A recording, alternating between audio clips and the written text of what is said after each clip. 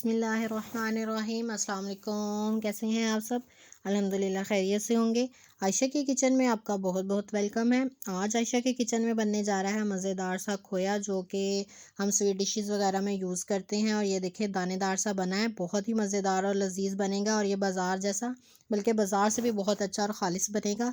तो आप घर में से रेडी कर सकते हैं, 30 से 40 मिनट में ये रेडी हो जाता है।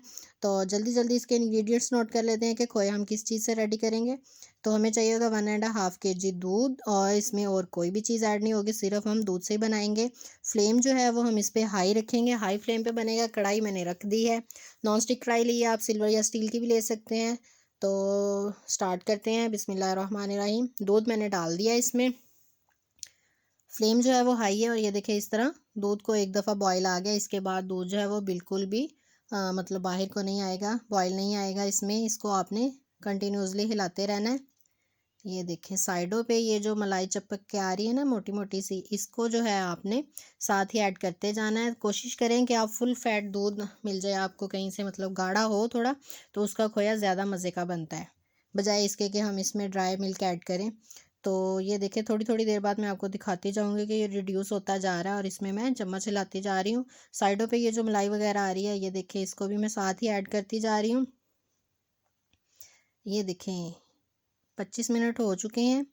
और जब इस फॉर्म में आ जाता है तो यहाँ पे आपने बहुत ही ज़्यादा ख्याल रखना है कि आपने चम्मच हिलाना नहीं छोड़ना, क्योंकि अगर इधर थोड़ा सा भी नीचे लग गया तो सारी स्मेल जो है जलने की खोए में शामिल हो जाएगी और सारी मेहनत जो है वो आपकी ज़ाया हो जाएगी। आपने इसको अच्छी तरह यहाँ पे हिलाते रहना है। और जब आपने देखना है कि कढ़ाई को ये छोड़ना शुरू हो जाए, मतलब अलग होना शुरू हो जाए, तो समझे खोया जो है वो रेडी हो गया। इसको थोड़ा सा और गाढ़ा कर लेते हैं। ये देखें जी, ये इस फॉर्म में बनता जा रहा है। ये देखें जब मैंने इसको हिलाया है तो ये कढ़ाई जो है वो छोड़ रहा है, इसका मतलब खोया जो है वो रेडी हो गया। इसको थोड़ा सा हम ठंडा करेंगे, थोड़ा सा और गाढ़ा कर लेते हैं। ये देखें चम्मच हिला रही हूँ तो ये कढ़ाई को साइड पे छोड़ता जा रहा है। इसको हम किसी भी बर्तन में निकाल लेंगे। मैंने ये जो जिसमें हम केक बेक करते हैं उसमें निकाल दिया। थोड़ी देर के लिए इसे मैं ठंडा होने के लिए रख दूँगी। तकरीबन 20 से 25 मिनट में ये ठंडा हो गया। तो अब मैं इसको किसी भी प्लेटर वगैरह में निकाल लेंगे। इसको थोड़ा सा ऐसे करेंगे तो ये देखें जी, मज़ेदार सा खोया जो है वो रेडी है। किसी भी स्वीट डिश में यूज़ कर सकते हैं आप। इसी तरह खाना है तो मज़े ले लेके इसी तरह भी आप खा सकते हैं। ये मैं इसके स्लाइसेस कट करके दिखा देती हूँ कि ये कितना मज़ेदार बना है। ये देखिए बिल्कुल दानेदार सा बना है। ये देखें जी, इसको आप स्वीट डिशेज़ में यूज़ कीजिए, वैसे खाएं, कोई भी जहाँ भी आप इस्तेमाल करना चाहते हैं आप इसे यूज़ कर सकते हैं। तो लें जी, हमारा मज़ेदार सा खोया जो है वो रेडी है। अगर मेरी रेसिपी अच्छी लगी है, मेरा तरीका अच्छा लगा, तो इसे ज़रूर लाइक करें। और अगर आप नए व्यूवर्स हैं चैनल पे तो चैनल को सब्सक्राइब करें।